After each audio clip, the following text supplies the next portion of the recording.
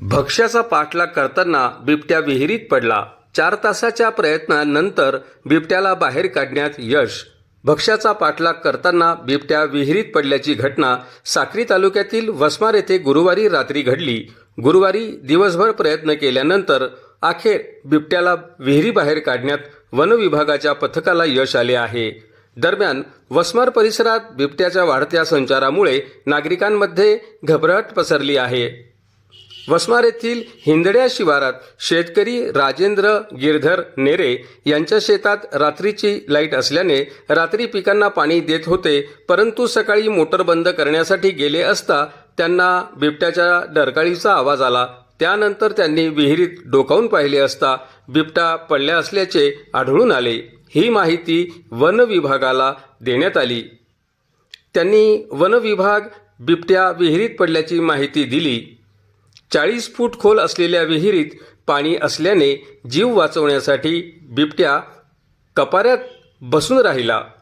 ग्रामस्थांनी तत्परता दाखवून विहिरीत खाट सोडली, परंतु खाटेवर बिबट्या बसला नाही.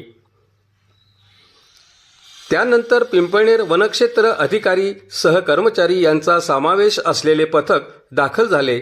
त्यानंतर पाहणी करून पिंजरा मागविण्यात आला, पण पिंजरा येण्यासाठी तब्बल 4 तास प्रतीक्षा करावी लागली. विहिरीत पिंजरा सोडून बिबट्याला बाहेर काढण्याचे प्रयत्न सुरू झाले. वारंवार प्रयत्न करूनही बिबट्या पिंजऱ्यात येत नसल्याने बिबट्याला बाहेर कसे काढावे असा प्रश्न पथकाला पडला होता. अखेर 3 तास प्रयत्न केल्यानंतर बिबट्या पिंजऱ्यात बसला व उपस्थितांनी सुटकेचा निश्वास सोडला. पिंजऱ्यासाठी 4 तासाची प्रतीक्षा करावी लागली.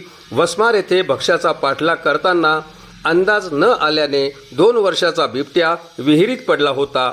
वन विभाग आणि ग्रामस्थांच्या मदतीने बिबट्याला बाहेर काढण्यात आले, पण वन विभागाला माहिती दिल्यानंतर तब्बल 4 तासांनंतर पिंजरा आल्याने ग्रामस्थांनी नाराजी व्यक्त केली. बिबट्याची वैद्यकीय तपासणी करून त्याला नैसर्गिक अधिवासामध्ये सोडण्यात येणार असल्याची माहिती पिंपळनेर वनपरिक्षेत्र अधिकारी भगवान गीते यांनी दिली. मीडिया लाईव्हसाठी रफिक शेख साक्री, धुळे.